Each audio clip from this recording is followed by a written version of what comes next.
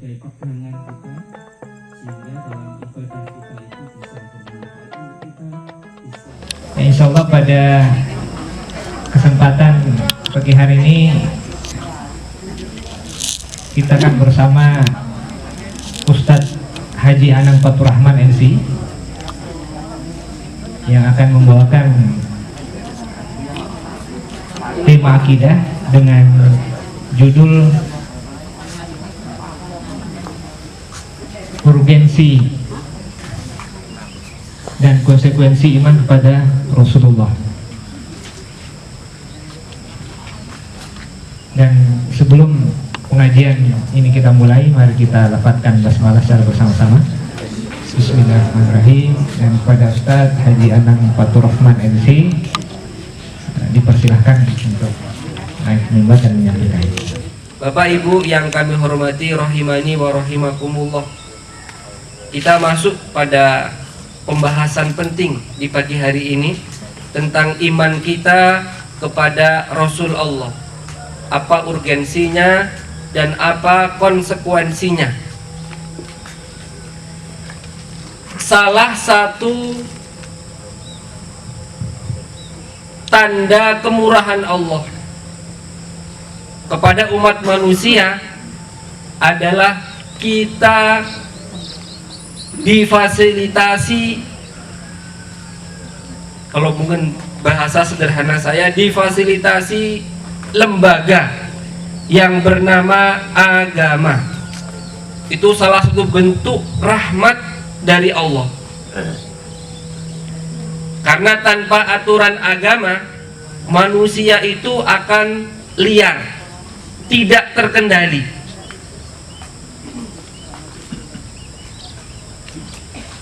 Karena Allah yang menciptakan, karena Allah yang memberikan fasilitas, karena Allah yang telah mentakdirkan kita di dunia ini, tentu Allah yang lebih tahu tentang kondisi kita. Akhirnya Allah berikan aturannya, Allah berikan tata caranya agar kita tidak keliru. Diberi perintah untuk ini, dilarang untuk itu. Itu semua tanda kasih sayang Allah kepada kita. Tidak ada perintah yang Allah perintahkan kecuali pasti itu untuk kebaikan kita sebagai hamba Allah. Dan tidak ada larangan kecuali pasti itu untuk kebaikan kita juga. Karena hakikatnya Allah tidak berkurang kekuasaannya kalau kita tidak patuh kepadanya.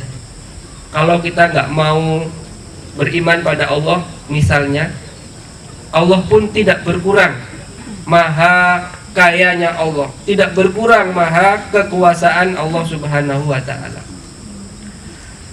Lembaga agama yang merupakan rahmat dari Allah kepada umat manusia itu ada tata cara untuk memahaminya, ada tata cara untuk bisa beragama dengan baik.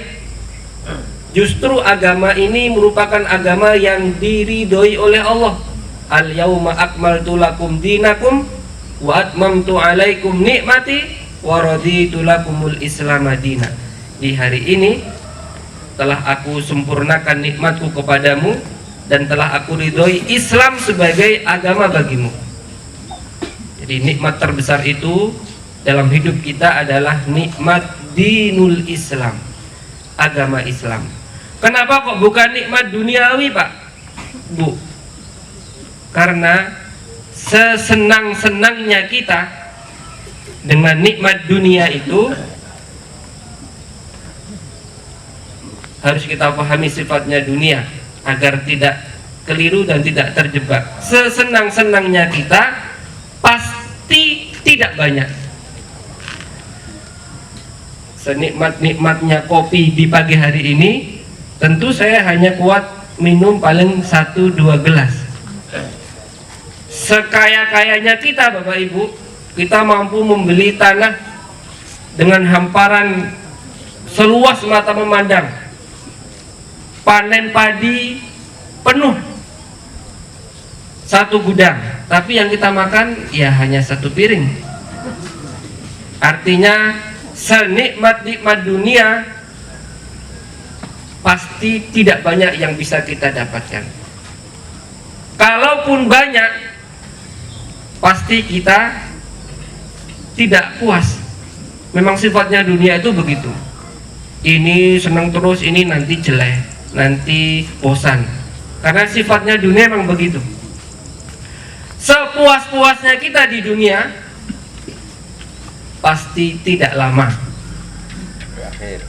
Ya, berbeda dengan akhirat. Kenikmatan di sana sudahlah banyak, karena akhirat itu banyak, pastilah puas. Mereka yang mendapatkan nikmat terendah sekalipun la yabghuna anha hiwala, sudah tidak meri dengan yang atasnya lagi. Saking nikmatnya berlipat-lipat dari kenikmatan kita di dunia ini. Kita di dunia saja, Masya Allah, nikmat sekali hidup dengan nikmat rahmat dari Allah kalau kita bersyukur.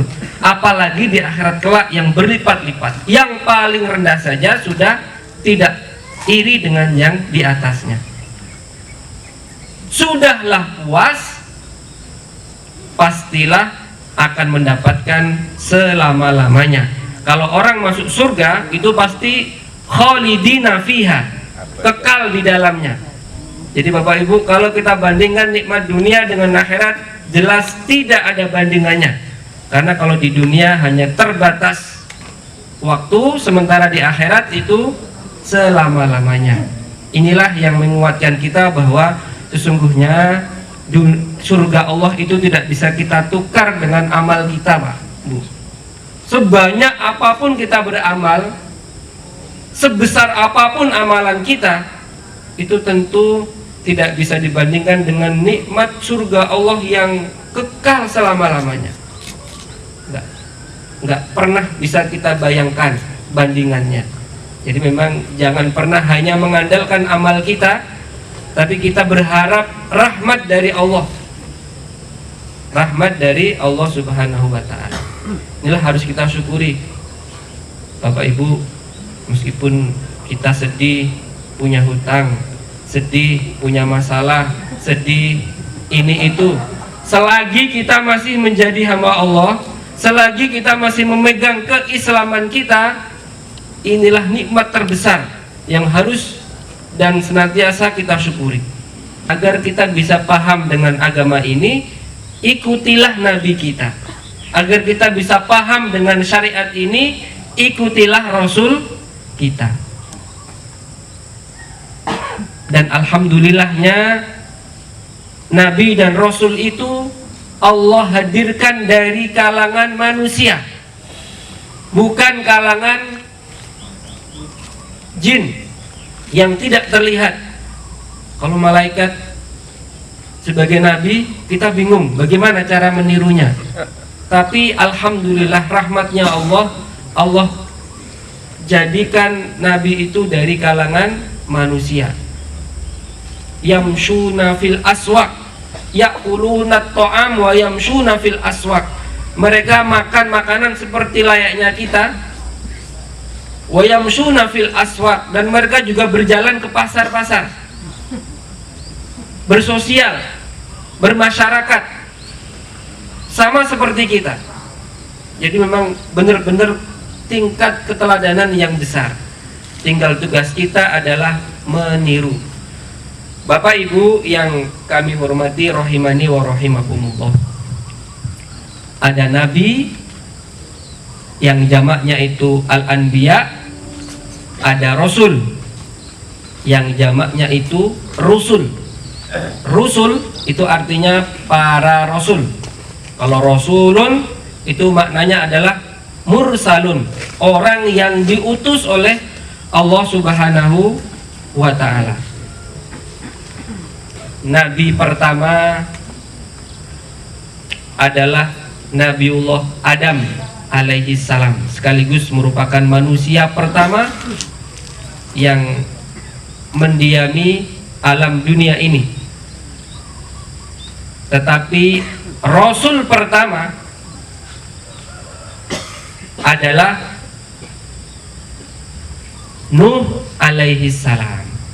Rasul pertama adalah Nabi Nuh alaihi salam. Yang dalam satu riwayat Nabi Nuh itu termasuk yang diselamatkan oleh Allah pada tanggal 10 Muharram. Besok Senin ya Bapak Ibu, jangan lupa kita puasa ya, mengikuti sunnah Nabi SAW. Banyak para nabi, para rasul kekasih Allah diselamatkan oleh Allah di tanggal 10 Muharram. Nabi Musa diselamatkan dari Fir'aun, Bani Israel diselamatkan dari musuhnya, itu juga di tanggal 10 Muharram. Rasul pertama adalah Nabi Nuh alaihi salam. Loh, tadi disebutkan Nabi pertama Nabi Adam, tapi kok Rasul pertama Nabi Nuh? Ya, karena beda antara Nabi dengan Rasul. Kalau Nabi dan Rasul terakhir sudah jelas, yaitu adalah baginda Nabi kita Nabi Muhammad sallallahu alaihi wasallam. Karena setiap rasul itu pasti nabi. Tapi kalau nabi belum tentu rasul. Bapak Ibu masih ingat pelajaran agama waktu SD dulu? Ada perbedaan antara nabi dan rasul. Perbedaannya apa Bapak Ibu?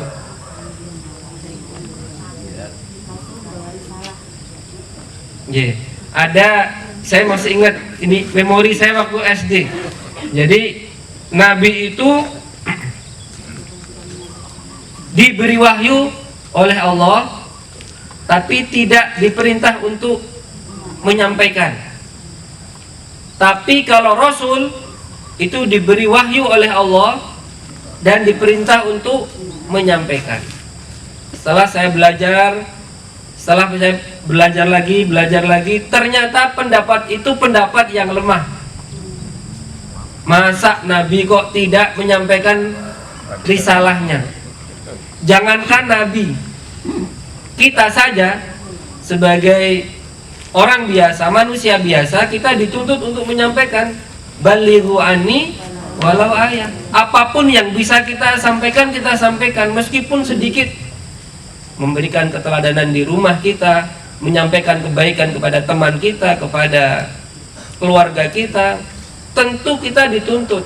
Apalagi seorang nabi. Ternyata pendapat yang lebih kuat dalam hal ini adalah bukan masalah menyampaikan. Kalau menyampaikan, semua harus menyampaikan.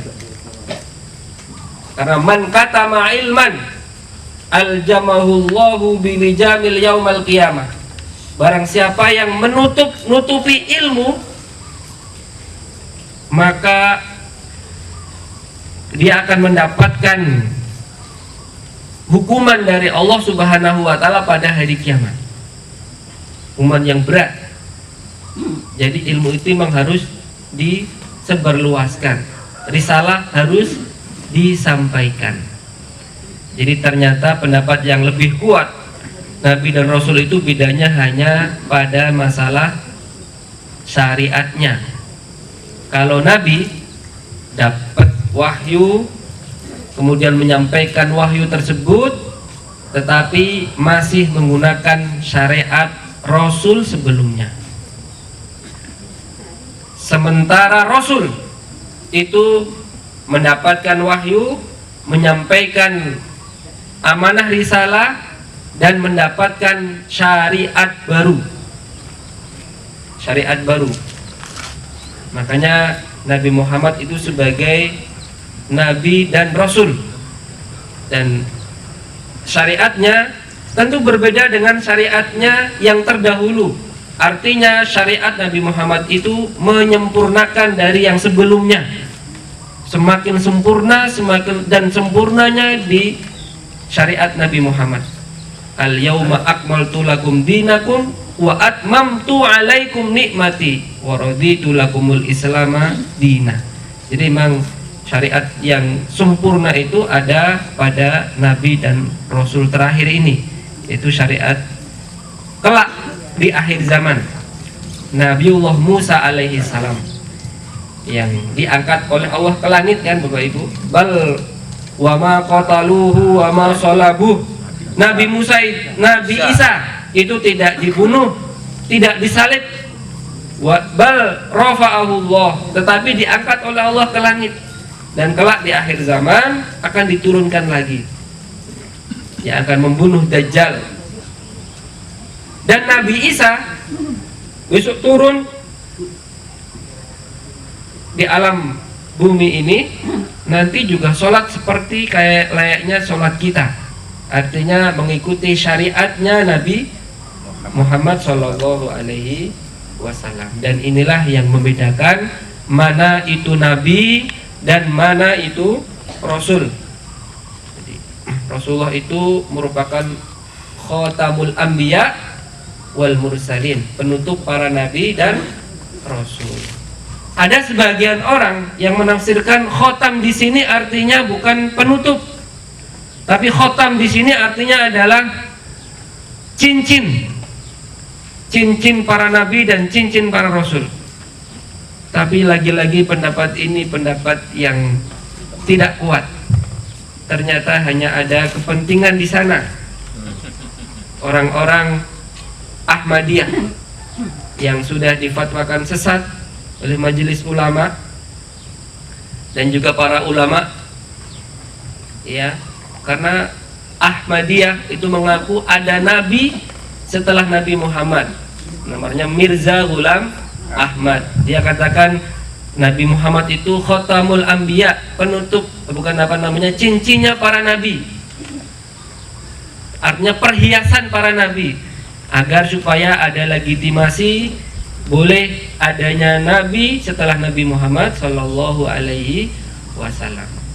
Rasulullah sudah menegaskan, wala nabiyya ba'di, tidak ada lagi nabi setelahku. Ini sudah penegasan bahwa benar-benar khotam di sini artinya adalah penutup, bukan diarahkan ke cincin, bukan diarahkan ke perhiasan dan lain sebagainya. Khatamul Anbiya wal Mursalin, penutup para nabi dan rasul.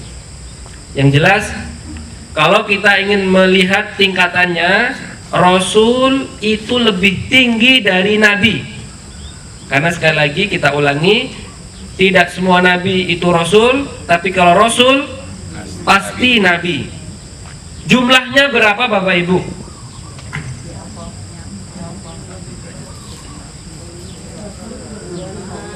Dalam satu riwayat dari Abu Dzar disebutkan Rasulullah pernah menyampaikan bahwa jumlah para nabi itu atau jumlah rasul itu banyak sekali ternyata, ya. Kalau rasul itu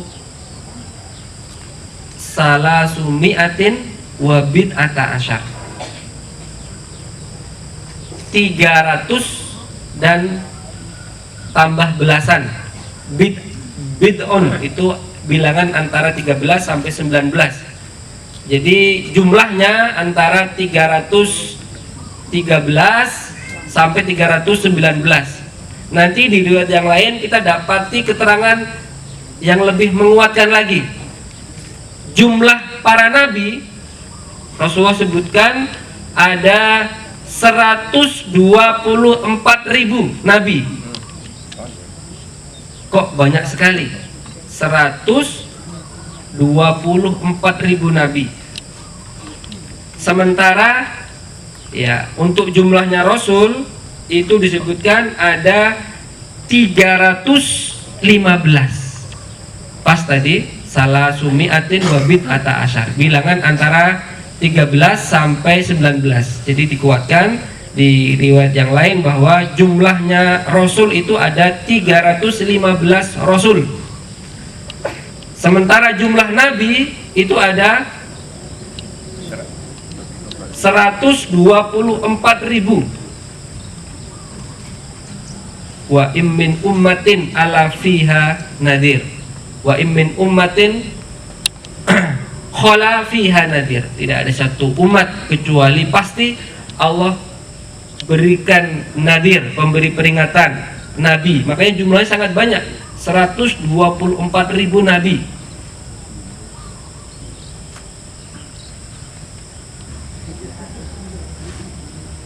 Sebagian nabi itu ada yang disebutkan oleh Allah Subhanahu wa taala, dan sebagian lain ada yang tidak disebutkan. Wa rusulan lam naqsushum 'alaika min qabl. Ada sebagian rasul-rasul yang tidak disebutkan oleh Allah. Atau sebagian yang qad qasasnahum ilaik, ada yang sudah kami ceritakan. Dalam Al-Quran disebutkan ada sejumlah 25 orang nabi dan rasul. Dari 124.000 hanya disebutkan 25. Itu pun tidak semuanya rasul. 25 nabi dan sebagian itu sekaligus rasul.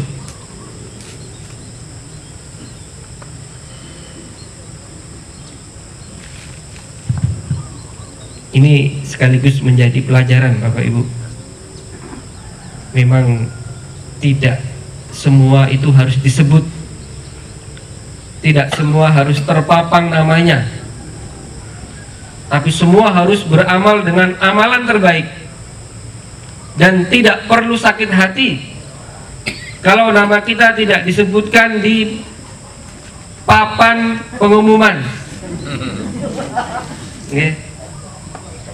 Nabi saja, Rasul saja yang merupakan manusia pilihan Allah dengan prestasi paling besar, prestasi paling besar, itu saja tidak semuanya disebutkan oleh Allah, tidak semuanya disebutkan dalam Al-Quran, tidak semuanya disebutkan. Kalau nggak disebutkan Allah, nggak diceritakan Allah, tentu kita tidak tahu. Apalagi kita yang jelas-jelas bukan nabi dan bukan siapa-siapa. Tugas kita hanya beramal dengan amal terbaik sesuai dengan batas maksimal kemampuan kita. Tetapi kalau Allah tidak disebut orang, tidak usah marah, tidak usah sakit hati, ya. Tidak usah sakit hati. Biarlah Allah yang menilai. Para malaikat itu auditnya lebih rigid, Pak. Pasti nggak mungkin kelewatan lah. Wa ma taf'alu min khairin fa innallaha bihi alim. Kebaikan apapun yang kita lakukan pasti Allah tahu. Jangan khawatir. Sekalipun orang-orang nggak melihatnya, sekalipun orang-orang tidak memujinya, sekalipun orang-orang tidak menyanjung kita, karena pujian orang, sanjungan orang itu tidak bisa mengangkat derajat kita di akhirat. Sekaligus celaan orang pun juga tidak bisa menjadikan pengaruh terhadap akhirat kita. Karenanya kita belajar dari kisah ini bahwa para rasul saja, manusia dengan prestasi terbesar di peradaban bumi ini, itu saja tidak semua disebutkan ceritanya oleh Allah, ya, apalagi kita. Tapi pasti Allah Maha tahu dan Allah Maha Syakur, akan memberikan balasan yang lebih baik dari apa yang kita kerjakan. Kemudian selanjutnya Bapak Ibu rahimani wa rahimakumullah, para nabi dan rasul itu hanya dari kalangan manusia. Tidak ada nabi dari kalangan jin, tidak ada nabi dari kalangan malaikat, hanya manusia. Dan mohon maaf, Allah takdirkan para nabi itu hanya dari kaum laki-laki. Mohon maaf ibu-ibu, bukan gender ini, tapi memang begitulah Allah takdirkan para nabi, rasul itu dari kalangan laki-laki, dari kalangan manusia. Innallaha astafa minal malaikati rusulan wa minan nas. Kalau malaikat memang utusan Allah untuk mengatur dunia ini dan lain sebagainya, tapi kalau yang rasul itu adalah dari kalangan manusia. Tidak semua yang ketemu dengan malaikat lantas menjadi nabi. Kita masih ingat pertemuan yang lalu kita sebutkan tentang 3 orang yang ketemu malaikat. Ada yang rambutnya botak, ada yang kulitnya belang-belang, ada yang buta. Itu ketemu malaikat, tapi mereka juga bukan nabi. Maryam itu juga ketemu dengan malaikat. Malaikat yang hadir dalam wujud manusia yang sangat tampan dan rupawan. A'udzu birrahmani minka in kunta taqiyya. Itu sama begitunya. Maryam saking ketakutan, tidak pernah ketemu manusia, tidak pernah ketemu laki-laki, tiba-tiba di dalam mihrabnya ada malaikat yang turun. Itu pun berupa laki-laki yang sangat tampan dan rupawan. Makanya Maryam berlindung kepada Allah. Inni a'udzu birrahmani minka. Aku berlindung kepada Allah Ar-Rahman darimu. In kunta taqiyya, jika engkau orang yang bertakwa. Itu malaikat yang dihadirkan kepada Maryam. Tapi Maryam juga bukan nabi. Tapi Maryam nanti melahirkan Nabi Isa alaihissalam. Kemudian Bapak Ibu rahimani wa rahimakumullah,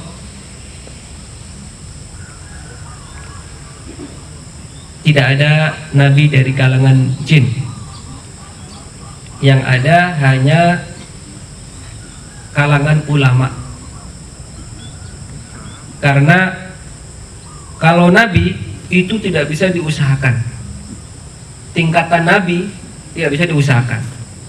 Tapi kalau tingkatan ulama, tingkatan wali kekasih Allah, itu bisa diupayakan.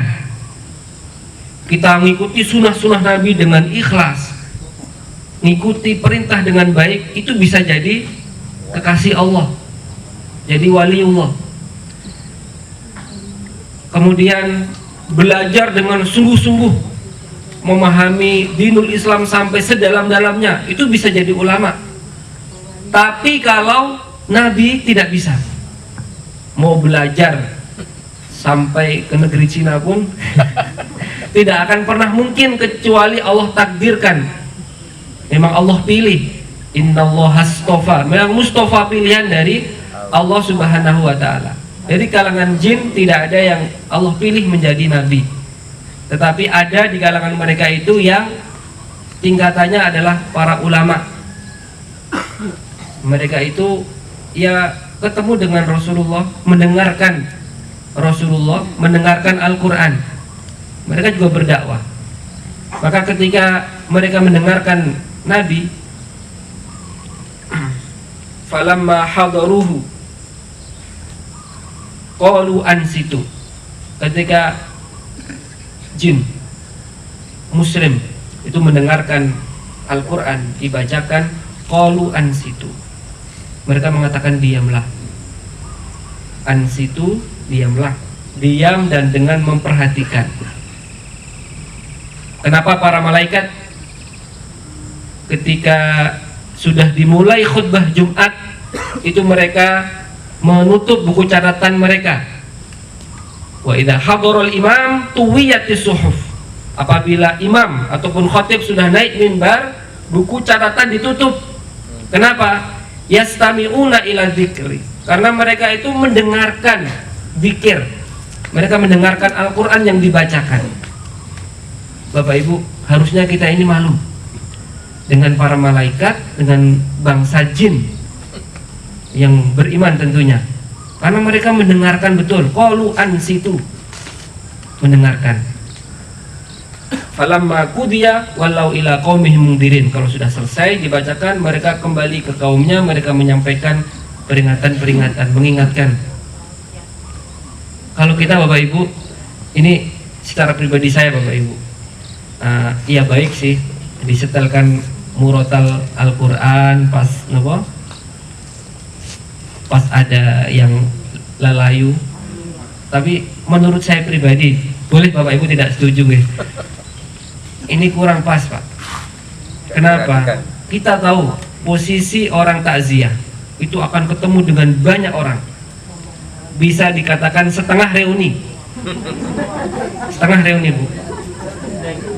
Kalau ketemu itu pasti tanya kabar, gimana yang lainnya dan lain sebagainya. Pasti ngobrol, nggak mungkin diam-diaman. Kecuali kalau lagi bawa HP diam-diaman semua. Tapi kalau ketemu pasti ngobrol, dan itu Al-Quran disetelkan terus. Mesake Pak, sudah disetelkan nggak ada yang mendengarkan. Dan pasti orang akan ngobrol.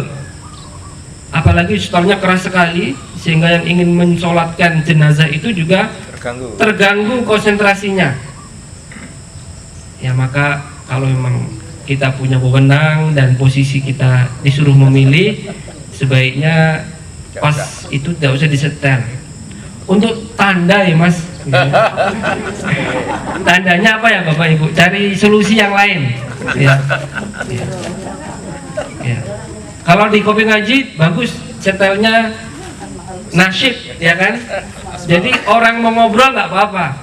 Kalau Al-Quran disetelkan kita ngobrol, ya tidak sopan dengan kalamullah tersebut. Nah ini kita belajar dari kisahnya para jin dan malaikat. Kalau pas acara pemberangkatan mungkin dibacakan nggak apa-apa, pasti orang diem semua karena semuanya posisinya diam dan sakral kan acara-acara seperti itu. Tapi kalau posisi sedang di luar itu ya sebaiknya tidak usah, karena memang orang posisinya tidak memperhatikan. Kemudian ada khosoisnya Bapak Ibu. Para nabi dan rasul itu punya khosois.